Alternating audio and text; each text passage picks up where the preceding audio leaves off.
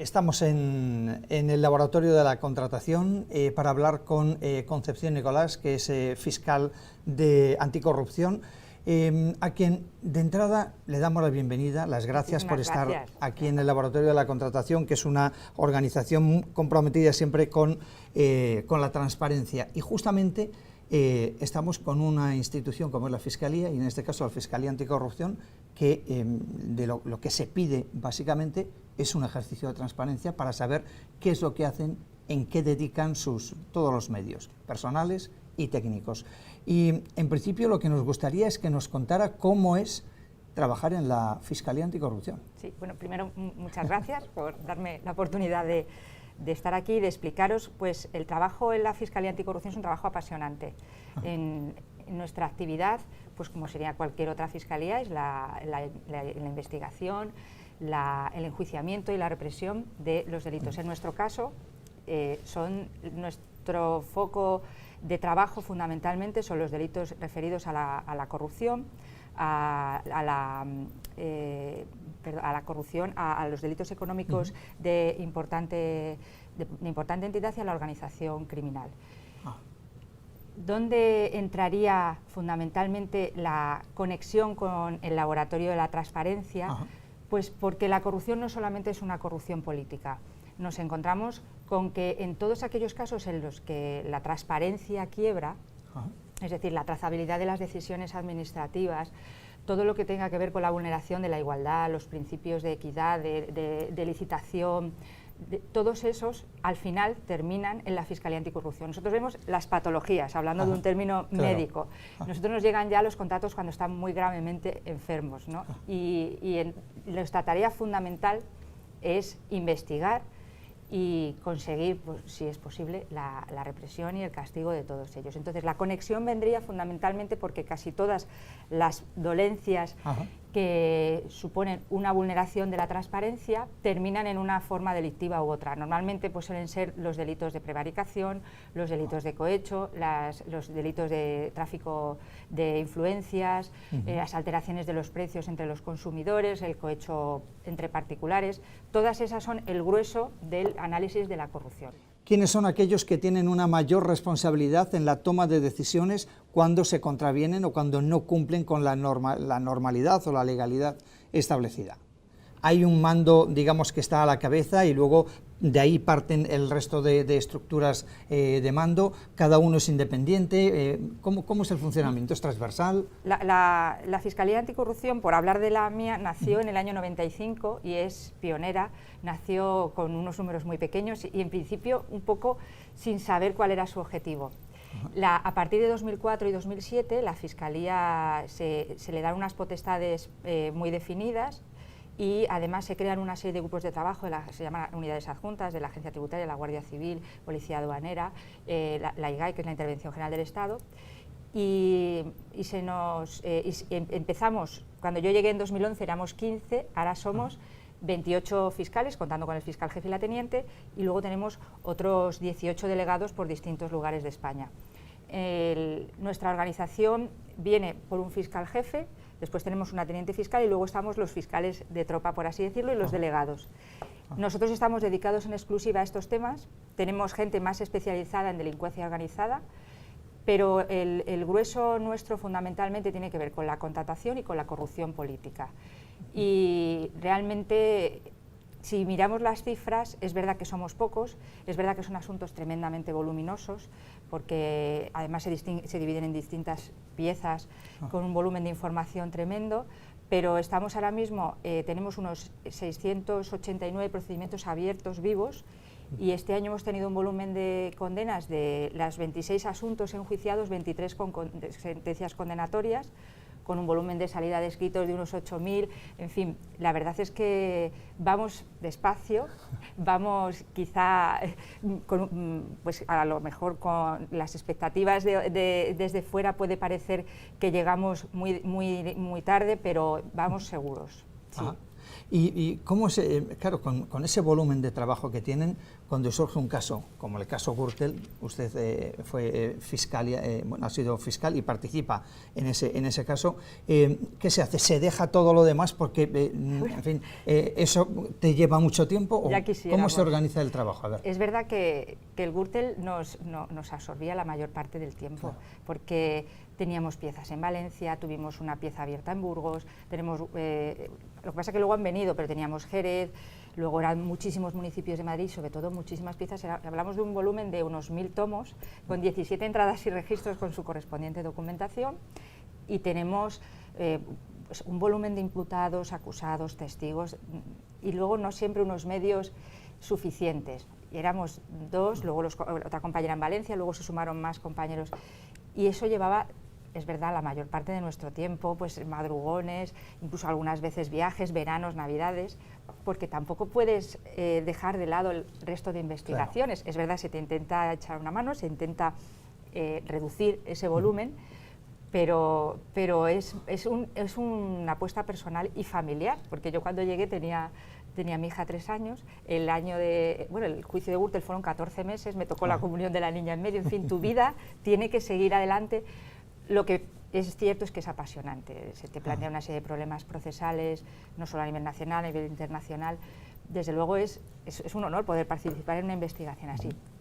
Pero ya quisiéramos que nos dejaran solo con un asunto. Todos nuestros compañeros, pues a los que llevan el tema de Villarejo, los que llevan Púnica, los que llevan Lezo, pues están todo el día. Cuando tú vas a la Fiscalía por la tarde, o vas por la mañana un domingo, allí hay gente siempre. Porque en el día a día, por la mañana, pues tienes que ir a actos judiciales, declaraciones, diligencias de investigación, a la actividad internacional. Todo eso supone que la mañana se quede muy corta.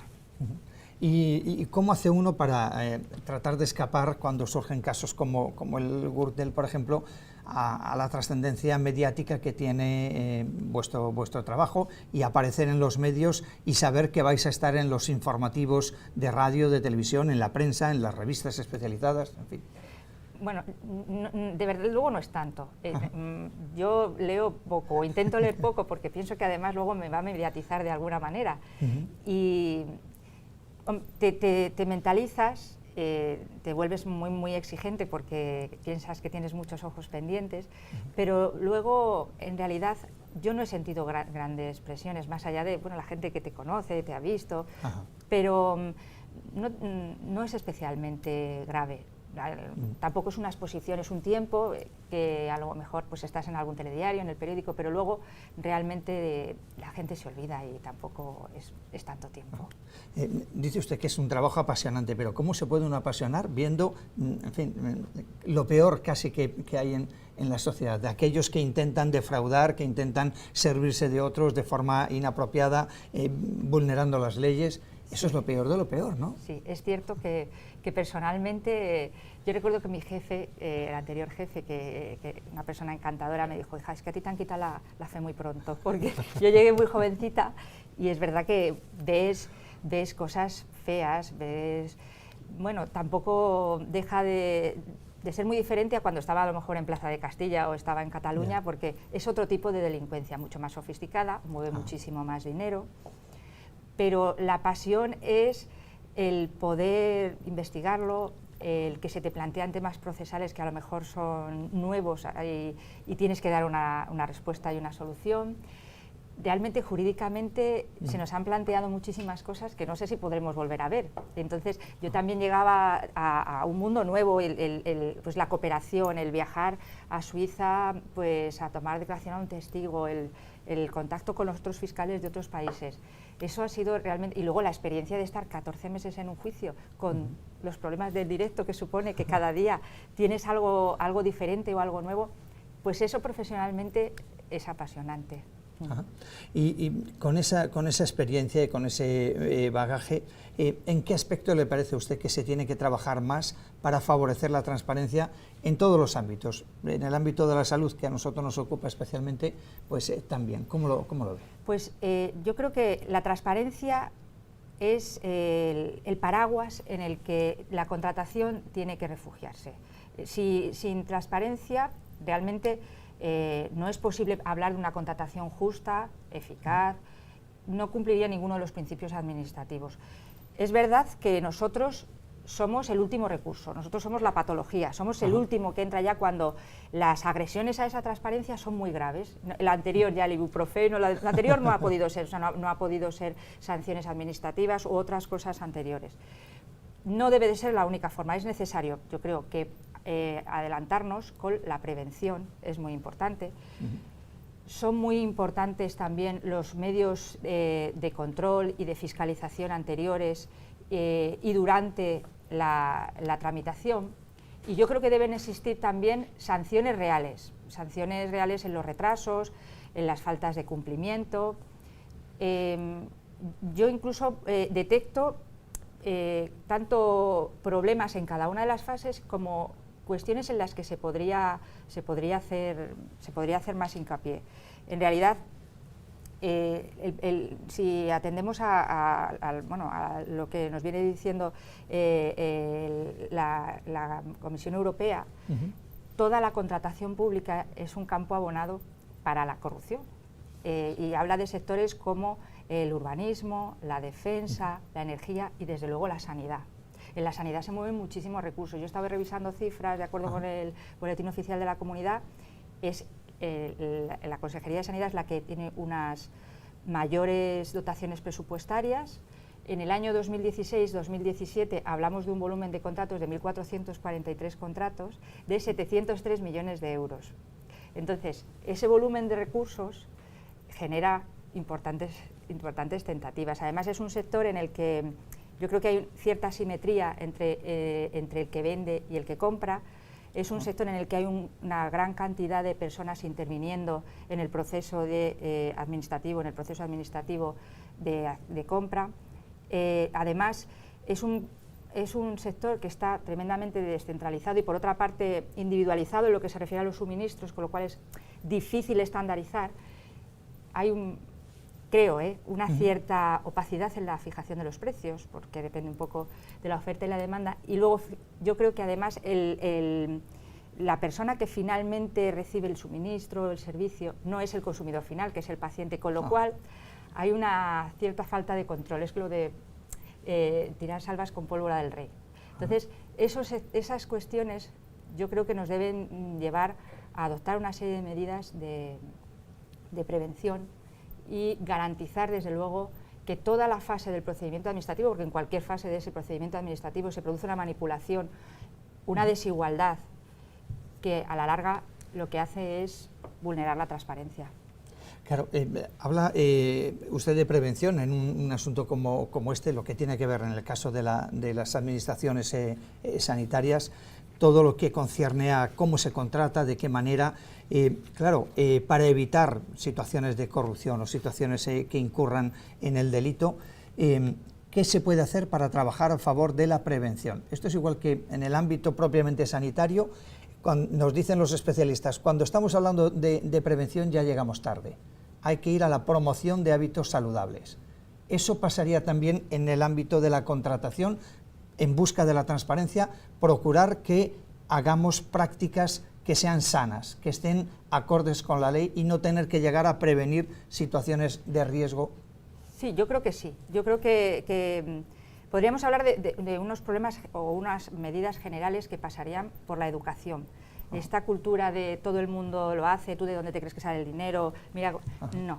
Yo creo que es verdad que en la India, en los colegios, se da una serie de educación sobre la ética, el concepto de lo público, que no deje de ser de nadie, sino ser de todos. Yo creo que es un concepto que debemos trabajar desde bien pequeños.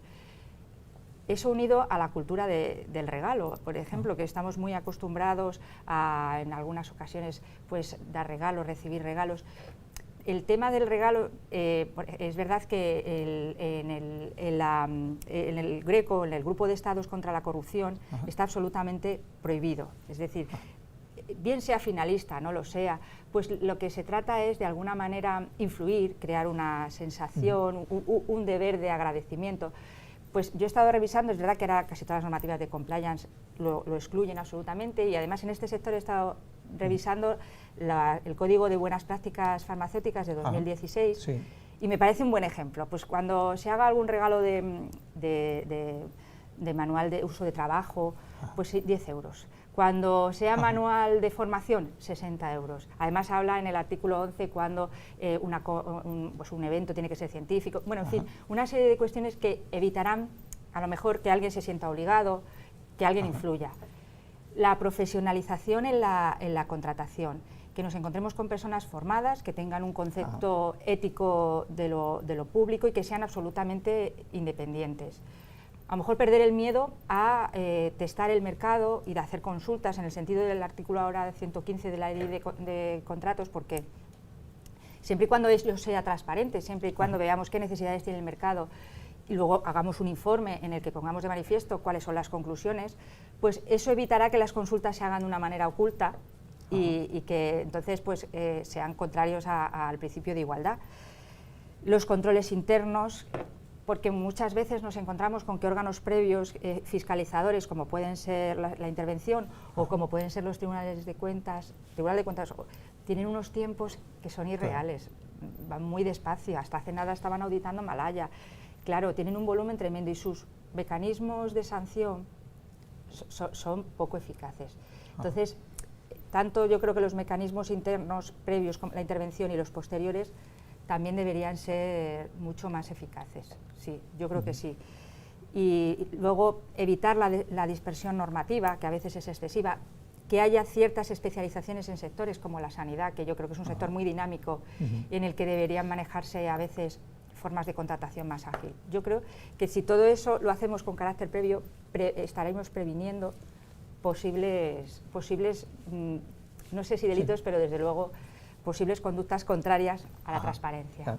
Y en esa línea, ¿quién debería o quién tiene la máxima responsabilidad? Porque hablaba usted, por debajo del máximo nivel están los interventores, que se supone que deben dar cuenta de aquello que consideran que es anómalo o que no va conforme a la ley. Pero al final la responsabilidad no depende, o sea, no es una decisión ejecutiva, es consultiva. Y luego, ¿quién toma la decisión? Si es el gerente, ¿tiene la máxima responsabilidad? ¿Entiendo o no? Sí, en el procedimiento de contratación yo creo que cada uno es responsable. A veces es difícil hacer entender que cada uno es responsable de sus actos y no hay nadie o una administración pública que con su paraguas cubra. Cada uno es responsable de lo que firma. Empezamos desde la persona que toma la decisión, aunque luego intente influir en otros miembros de la mesa, al final el que está firmando desde fuera es un término o una cuestión muy técnica, pero es verdad que los delitos propios, que parece que solo pueden cometer funcionarios públicos, como puede ser la prevaricación, tenemos una figura que ya el Supremo nos lo ha repetido 1000 veces, que es el extraneus, el que induce o coopera, o incluso el funcionario público que dicta una decisión que no siendo la decisoria es decisiva. Entonces, realmente hay muchos estamentos que tienen responsabilidad, los que nos crean un marco normativo, pero la responsabilidad es individual, por eso hablaba de la educación. A mí me llama la atención muchas veces en asuntos como el Gürtel, los técnicos, que son a lo mejor ingenieros aeronáuticos, técnicos del ayuntamiento, interventores, que miran a la derecha, miran a la izquierda y dicen, ¿y qué hago yo aquí? Bueno, pues que en un momento dado te viste arrastrado por una serie de circunstancias en un momento y pues decidiste mal. Y eso tiene unas consecuencias que nadie se para a pensar lo importante que es saltarse toda esa normativa y luego verte finalmente en un procedimiento penal. Claro, entiendo que para evitar ese tipo de situaciones haría falta una labor previa de formación de aquellas personas que van a tener responsabilidades decisorias en muchos casos. Desde el laboratorio de la contratación se busca justamente un proceso de formación continuada para, en fin, saber cómo manejarse ante determinados imprevistos o determinadas circunstancias. ¿Cuál es el valor que usted le da justamente a ese tipo de formación? Yo lo veo primordial. Yo cuando conocí a Mario y a Silvia ya les dije que es realmente, para mí esto es una oportunidad, ventanas como estas en las que uno pueda pararse a pensar y hacer que otros reflexionen sobre la importancia de cada momento en la contratación, la posibilidad de contar con alguien que te forme, porque hay veces que la gente se ve obligada a contratar, dar una formación muy somera y son decisiones de muchísimo calado. Hay veces que te dicen, es que claro, el interventor está con sus cosas, el abogado del Estado a veces tampoco es tan accesible y ves que tienes que tomar decisiones de calado, que no sabes si estás bordeando lo bueno, lo malo, lo regular. Entonces, poder acudir a alguien que te dé soporte con su teléfono rojo en cualquier momento, que cuente con una experiencia, realmente es una cosa privilegiada, y para mí, desde luego, poder entrar en esta ventana que ellos tienen, que me parece un instrumento fabuloso de cara a la contratación, es una iniciativa estupenda. Sí, sin duda necesitamos más iniciativas de este tipo. Oye, siguiendo con buscando esa transparencia y el que todo se realice conforme a la legalidad en el ámbito sanitario, de la contratación pública, la especie que corre entre los ciudadanos en general, y que seguramente a usted no le guste mucho, eso de que quien hace la ley hace la trampa, y que eso sirve como justificación de que, bueno, en fin, pase lo que pase, el caso es que está todo establecido, está todo preparado, incluso para aquellos que quieren infringir la ley y que se vaya de rositas o que quede como tapado, como, no sé, ¿qué podemos decir en relación a eso? No es cierto. No es así. No es cierto. Las medidas de represión para la corrupción cada vez son mayores, cada vez son más eficaces, porque además en esto tampoco estamos solos. Tenemos organismos internacionales, organismos europeos, en los que se pone en común todo lo que tiene que ver con la corrupción. Desde fuera nos avisan cada vez es más frecuente que tengas una comunicación espontánea de fuera. Nuestra ley es una ley muy garantista y es una ley muy eficaz. Tenemos algunos problemas, desde luego tenemos ahora los tiempos en lo que se refiere a la ley, que la instrucción ahora se acorta, y es verdad que en el caso nuestro, que siempre suele haber un delito de blanqueo fuera, es difícil, pero contamos con unos mecanismos buenos de investigación, grupos especializados de la Guardia Civil, de la Policía, y realmente tenemos un grupo de personas cada vez más especializadas y más formadas. No hay trampas, lo que hay son tiempos largos, pero las condenas, yo creo que si miramos los periódicos de aquí para atrás, las condenas van llegando. La sensación, yo creo que también hay que diferenciar entre lo que es la sensación de corrupción de lo que realmente es. Sí que hay condenas, las condenas se van cumpliendo y, aunque no parezca, vamos recaudando mucho. Incluso, además, ahora contamos con organismos como la Oficina de Recuperación de Activos, que se encarga de dar salida a todo aquello que no sabíamos qué hacer, pues puede ser un rebaño de ovejas o un cuadro. Realmente todos los recursos se recuperan, y son muchos los recursos que tenemos. Es decir, yo creo que tenemos que vencer la sensación, porque las condenas son muchos en casos muy mediáticos de personas que a lo mejor antes nos parecían intocables, pero llegamos despacio. Ajá. Y siguiendo con el ámbito de la contratación en el sector público y en el ámbito de la salud, ¿cuáles serían esas prácticas, digamos, más inadecuadas, las que ustedes están más acostumbrados a ver, que dicen, hombre, pues esto se podría haber resuelto a poco que se hubiera trabajado en esto, en esto y en esto? Sí, pues lo que yo he detectado y lo que he podido ver, que en el ámbito sanitario, son cuestiones comunes, territorios comunes para casi toda la contratación.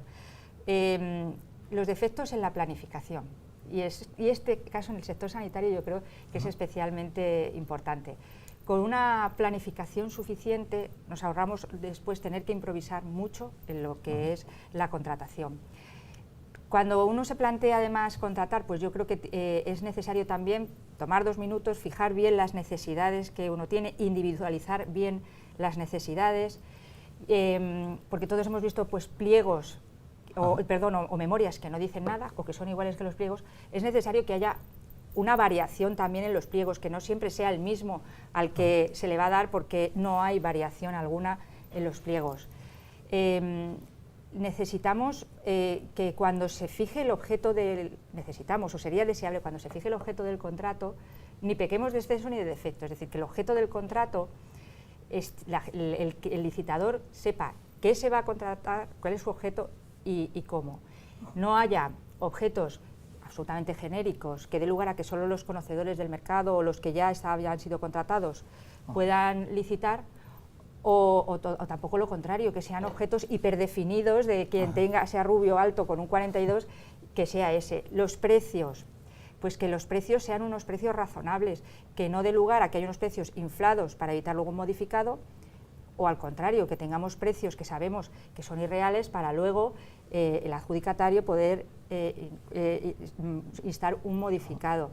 La duración, La duración también debe de ser real y realista, por eso la planificación, que realmente una duración irreal desincentiva muchísimo el mercado, incluso si es un contrato de tracto sucesivo, pues puede llegar a provocar un cierre del mercado. Entonces, pues esas prácticas de prorrogar y prorrogar sin que haya concurso, no puede ser. Eliminar, como ya se hace también parte de la ley, el negociado sin publicidad, porque no hay nada peor que no haya licitación. Claro, salvo los supuestos excepcionales que prevé la ley 968, el resto eliminados.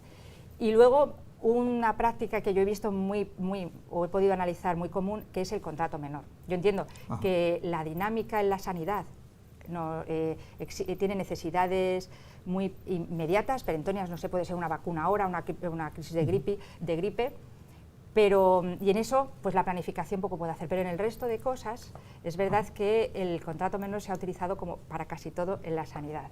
Entonces, ahora hay sobre todo porque en Europa el contrato menor no existe, o sea, es una adjudicación directa y no entiende. Entonces, habría que intentar dotarle de mayor publicidad y no eliminarlo absolutamente porque es un medio muy ágil, pero eso, dotarlo de mayor publicidad, quizá una cierta posibilidad de concurrencia, pero no eliminarlo, desde luego. Por eso de ahí decía antes la necesidad de que a lo mejor es bueno que se especifiquen o se busquen fórmulas específicas de contratación en cada sector. Luego, pues, que la presentación de la documentación no sea una carrera de obstáculos, que entendemos que eso siempre, que los requisitos de solvencia no sean tampoco excesivos.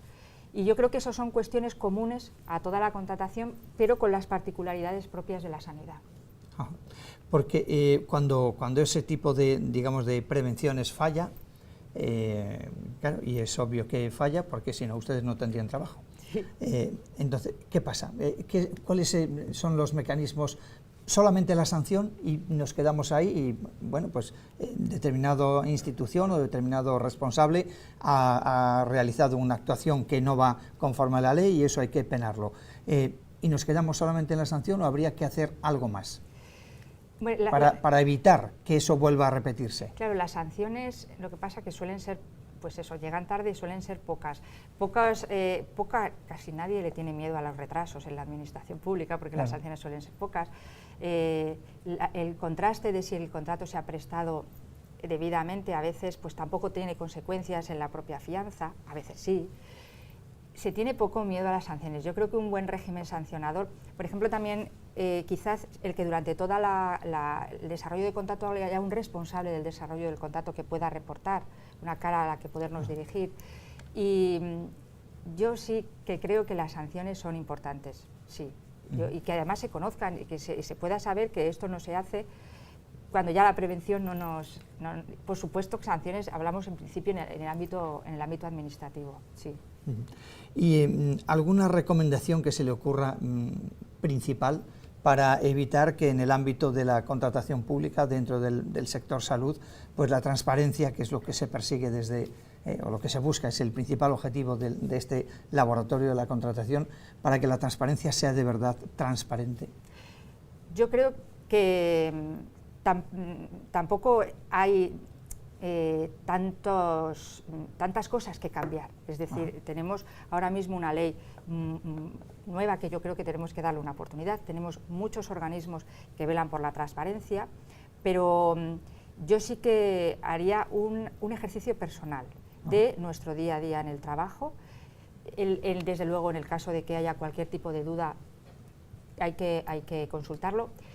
Y yo, aquí sí que me voy a permitir, yo animaría a la gente que vea prácticas que no son adecuadas a denunciar. Uno de los mayores problemas que tenemos en la Fiscalía para todo el tema de la transparencia es que no contamos en el derecho español con un estatuto de las personas que vengan a denunciar. El whistleblower que tienen los americanos, los ingleses, los franceses, que incluso en la legislación autonómica, pues hay, pues aunque nuestra ley impone a los funcionarios públicos que tan pronto tengan conocimiento de cualquier conducta que sea sancionable en el ámbito administrativo o incluso en el ámbito delictivo, no tenemos más allá de lo que es pues las rebajas propias de la ley, de la reparación del daño, de la confesión, del indulto. Y también nos vienen diciendo los organismos internacionales que necesitamos un estatuto. Hay un proyecto de ley de 2016, un proyecto de ley integral de la corrupción y de protección al denunciante, pues para garantizarle una absoluta indemnidad. Pero a pesar de todo ello, y visto que además tenemos ya pendiente la implementación de una directiva, yo animaría a la gente que realmente ve una práctica así, aparte de que sean muy conscientes de lo que hacen y de lo que firman, que se animen a denunciarlo aunque sea de forma anónima. ¿Y hay protección suficiente para quien denuncia de forma...? Pues eso es lo que lo que quería decir, o lo que intentaba decir. No tenemos todavía un estatuto absoluto. Tenemos una ley de testigos del año 96, en la que ya pone en la exposición de motivos que realmente esto no incentiva mucho, y lo que se pretende es darle un absoluta anonimato. Se pretende además que tenga pues todo tipo de información del procedimiento y una garantía e indemnidad absoluta en su trabajo, de manera que no pueda ser separado de su trabajo por este motivo, y en su caso indemnizaciones para él o para su familia como consecuencia de esto. Porque es verdad que la gente viene a denunciar y tú tienes que informarle de que va a encontrarse con una serie de problemas importantes, entre ellos tener que ir el día del juicio a declarar lo que a ti te ha venido a contar. Pero también es verdad que de esa materia es de la que está hecha la transparencia, de la gente que se atreve a venir y contarnos que está viendo una práctica, incluso que ha formado parte de ellas, y en cuyo caso, bueno, pues la rebaja de la pena será la que sea.